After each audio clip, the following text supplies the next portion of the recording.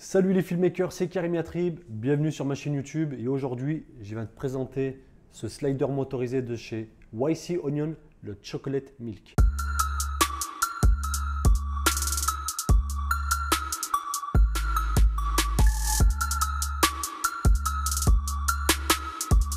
Alors on va faire un petit unboxing de la boîte, du slider. Je vais te montrer tout ce qu'il y a à l'intérieur, comment ça fonctionne. Je vais te montrer comment je l'utilise, voilà, au niveau de l'alimentation, au niveau du boîtier, etc. De l'application, parce que c'est vraiment un slider qui est vraiment ouf. Donc à l'intérieur, tu auras bien sûr toutes les informations qui te permettent de télécharger l'application, que ce soit sur Android ou iOS. Le petit manuel avec la garantie qui est au dos.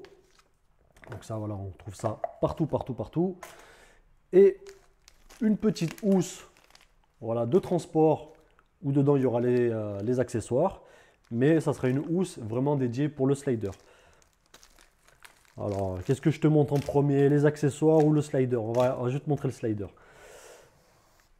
Et voilà ce petit slider. Il est vraiment petit, il est vraiment compact. Je vais le laisser de côté, on va regarder ce qu'il y a à l'intérieur de la petite pochette.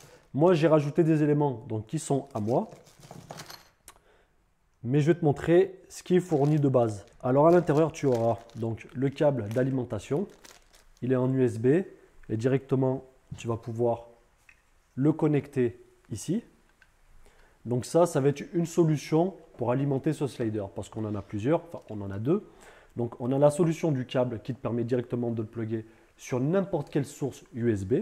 Tu peux mettre une batterie, donc c'est les mêmes batteries que sur les Sony.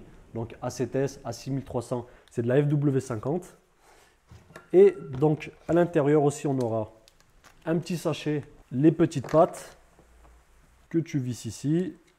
Et en fait, tu vas pouvoir soit visser, soit dévisser pour mettre à niveau.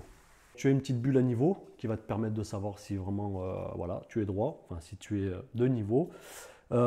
Ici, on a un pas de vis, donc 3/8.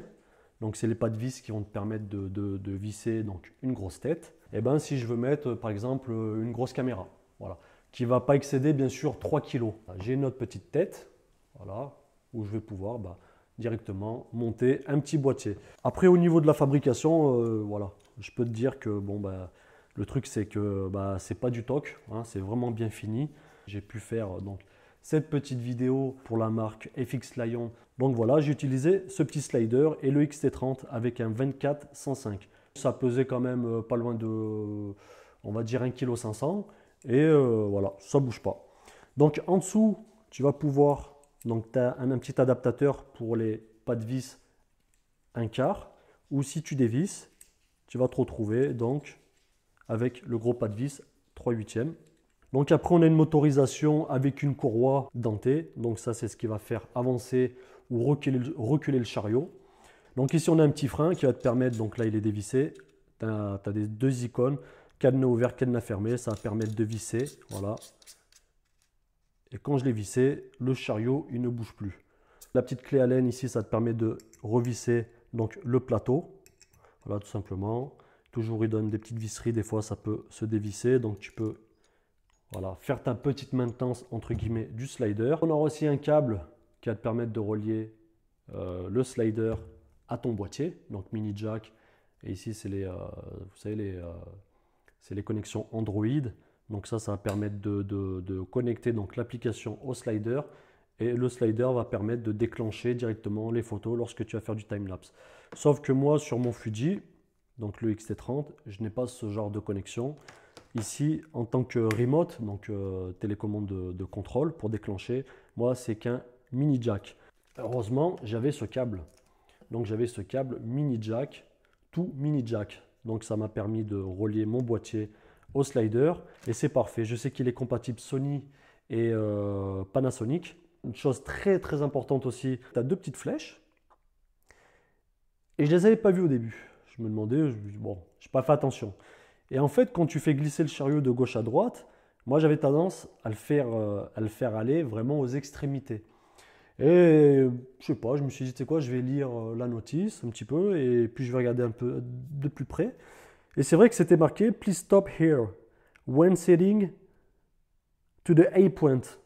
En gros, ils disent que le chariot, il faut le faire aller donc à la flèche A et à la flèche B. Alors une fois que j'ai vissé mon slider donc sur mon trépied, ce que je vais faire, c'est que je vais l'alimenter moi avec ma fausse batterie. Voilà. Je te l'aurais dit, hein, tu peux quand même utiliser donc, le câble qui est fourni et tu vas pouvoir directement alimenter en USB. J'ai une petite sacoche comme ça que j'ai récupéré d'un kit lumière qui me permet de rentrer donc des batteries V-mount. Et ça, je vais l'utiliser pour mettre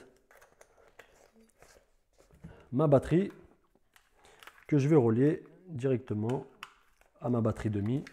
Voilà. Donc là, comme ça, au moins là, je suis bien. Alors, une fois que tu as téléchargé cette application, voilà, qui s'appelle Chocolate Slider, que tu peux retrouver, je te le répète encore, sur iOS ou Android, tu vas cliquer dessus, tac, et quand tu vas cliquer dessus, tu vas te retrouver donc avec 3 paramètres. Donc un paramètre time-lapse, un paramètre vidéo shot et le tout premier paramètre qui s'appelle le starting position. Donc le starting position, ça va être la base de chez la base. Ça va te permettre de lui dire, tu vois, de lui dire mon point A. Le point A, il se trouve ici. Non, c'est de l'autre côté. Donc tu peux inverser les points ou les points B, c'est pas grave, parce que normalement le slider il se met de l'autre côté. Donc là je me mets bien, comme je te l'ai dit tout à l'heure, c'était très important, tu vois. Moi j'allais vraiment au bord, chose qu'il ne faut pas faire. Il faut vraiment se mettre à fleur de la petite flèche. Une fois que tu t'es mis à fleur de la petite flèche, tu fais confirm and continue. Maintenant je vais aller chercher mon point B. Voilà, je reste appuyé dessus. Et je fais confirm and continue. Le truc, c'est que tu n'es pas obligé d'utiliser tout ton range, c'est-à-dire toute ta distance entre le point A au point B. Je peux faire point A et m'arrêter à la moitié si je veux, qui sera mon point B. Donc ça sera vraiment à toi de choisir. Moi vraiment, j'utilise le range maximum, donc du point A au point B. Donc une fois que j'ai fait ça, je peux mettre en mode slider si, voilà, si par exemple je veux faire vraiment des shoots entre guillemets cinématiques. Tu vois, j'ai plusieurs paramètres. Donc j'ai la vitesse, là je suis à 80, je peux la descendre, donc je peux dimmer de 0 à 100. Voilà, on va la mettre à, je sais pas, on va la mettre à 50. Tu vois, la vitesse, tu peux la retoucher pendant que tu es en train de shooter, donc ça c'est bien. Tu as le paramètre A et B ou B et A. Donc là en l'occurrence, je suis sur du B, donc je vais faire B pour aller à A, j'appuie dessus. Et là, il va avancer. Tu vois, je peux régler la vitesse pour qu'il soit vraiment plus lent. Ou sinon, je le mets à fond. Tu vois, c'est super simple. Et je ne sais pas si tu peux entendre, il est à fond. Hein, je suis à 100%.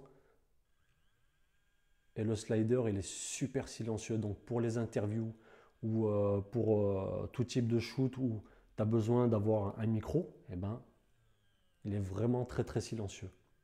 Donc, tu as un autre paramètre qui s'appelle Auto Round, qui va te permettre directement de lui dire s'il veut que tu fasses aller-retour. Là, je le désactive et normalement, il va s'arrêter. Tu vois, je l'active, je refais A et B et là, il va repartir.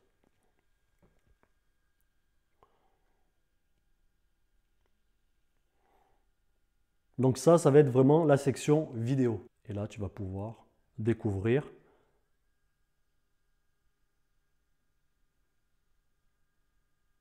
Il n'y a pas de tremblement, il n'y a pas d'à-coup, il n'y a rien du tout parce qu'en fin de course, il ralentit. Tu vois, et il repart. Donc là, je suis à 100% et admettons, je me mets à 50%. Voilà. Allez, 48%. Et là, je vais le baisser et je vais le mettre à 10 à 20. Tu vois, il ralentit en fin de course. Et il va repartir.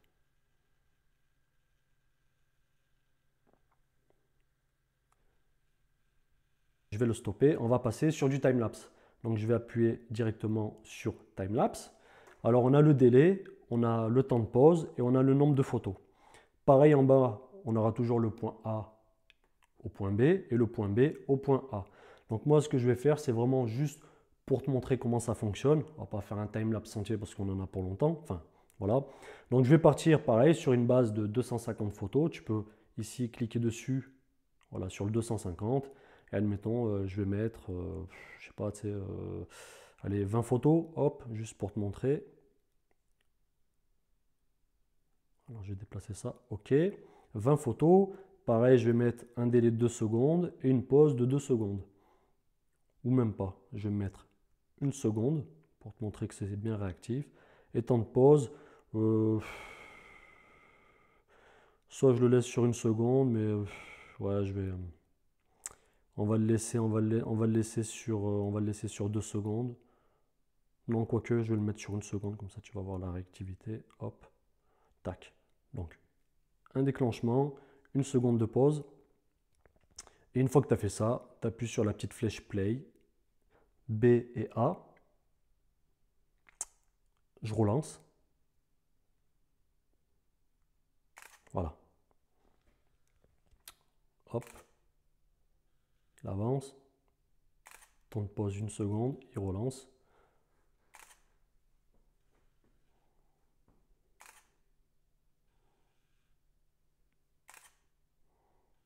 Donc là, je t'ai fait vraiment une version accélérée, mais juste pour te montrer que ça communique, le slider communique bien de l'application au slider et du slider au boîtier. Et ça, je trouve que niveau rapport qualité-prix, c'est juste énorme. Par rapport à la concurrence, le gars qui veut se lancer, qui n'a pas trop de budget. Donc le slider, je crois qu'il vaut dans les 300 euros à peu près. Ça dépend des revendeurs. Mais voilà, il y en a à peu près pour 300 euros. Franchement, pour 300 balles, c'est un achat de fou, quoi. Voilà, tac. Il fait mes petites photos, il avance. Voilà. Boum. Et dès que c'est fini. Et du coup, en fait, ce que tu peux voir aussi, tu as l'avancement, tu as le pourcentage, tu as en combien de secondes le timelapse il va durer et le nombre de photos prises. Donc, franchement, l'application, elle est plutôt bien faite. Et tout en haut, tu as le petit éclair avec le pourcentage de batterie. Donc, voilà, juste avec l'application, tu n'as rien besoin de faire sur le slider, ni sur ton boîtier. Enfin, à part mis à part tes réglages. Mais sinon, tout se fait à partir de l'application et ça, c'est vraiment cool. Et ben, mon petit filmmaker, cette vidéo, elle est finie. Hein. Je fais une fin de vidéo avec le slider en face de moi. J'espère que j'ai pu te présenter au mieux ce petit slider de chez YC Onion, le Chocolate Milk. Voilà, j'essaie de te présenter tout ce qu'il faisait. Si cette vidéo t'a plu, bah, mets-moi un petit pouce bleu, un petit like, un petit abonnement, la petite cloche de notification qui te permet de savoir quand je sors une vidéo. Et je voulais aussi revenir sur la petite vidéo que j'ai faite juste avant celle-là, sur la batterie la Nano One de chez FX Lyon. Voilà, c'est une petite pub que j'ai voulu faire de moi-même en utilisant le slider. C'était juste pour voir si je pouvais faire un petit truc dans un endroit confiné, donc c'est chez moi, avec deux petites lights. Et pour le coup, enfin pour moi, je trouve que c'est, voilà, on peut faire pas mal de choses créatives et c'est plutôt cool. Donc je te dis à la prochaine et dernier petit mot, n'hésite pas à me rejoindre, enfin à nous rejoindre sur Facebook. J'ai créé à peu près il y a un peu moins de 2 ans le repère des filmmakers que j'administre avec le frérot Fabrice Charleux, voilà, qui fait un travail monstre, si c'est pour pas dire énorme sur le groupe. Donc voilà, on a la concentration des plus gros filmmakers francophones sur ce groupe. On a à peu près 8000 et c'est vraiment cool. Il y a toujours de l'interaction, il y a toujours des demandes, il y a toujours des réponses. Tout le monde partage et c'est dans la bonne entente. Et on n'est pas fixé que sur une marque de caméra ou que sur un type de produit, etc. Vraiment, c'est la globalité du taf de filmmaker. Et je trouve que c'est plutôt pas mal. Donc je te dis à la prochaine et ciao ciao.